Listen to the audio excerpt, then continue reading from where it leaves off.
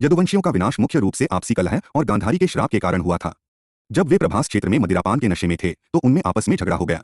उन्होंने वहां उग आई घास को उखाड़कर एक दूसरे को मारना शुरू कर दिया और जब वह घास हाथ में आती तो वह एक विशाल मुसल का रूप ले लेती थी, जिससे पूरा यदुवंश नष्ट हो गया। इस विनाश के बाद श्रीकृष्ण ने भी एक व्याध शिकारी के बाण से अपनी देह त्याग दी।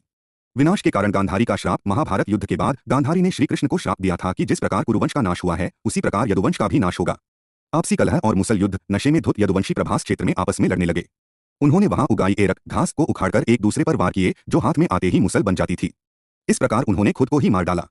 श्रीकृष्ण की मृत्यु। इस मुसल युद्ध में सांब, प्रद्युम्न, अनिरुद्ध और अन्य कई वीर मारे गए। इसके बाद श्रीकृष्ण भी प्रभास क्षेत्र में एक वृक्ष के नीचे विश्राम कर रहे थे, तभी जरा नामक एक व्याध ने गलती से उनके पैर में तीर मार दिया, जिससे उन्होंने अपने शरीर का त्याग किया। विनाश के बाद समुद्र में द्वारका के डूबने के बाद अर्जुन यदुवंश की बची हुई स्त्रियों और बच्चों को लेकर हस्तिनापुर की ओर चले। रास्ते में लुटेरों ने उन पर हमला किया और ऐसी स्थिति में अर्जुन अपनी दिव्य शक्तियों का स्मरण नहीं कर पाए और उनके बाण भी समाप्त हो गए।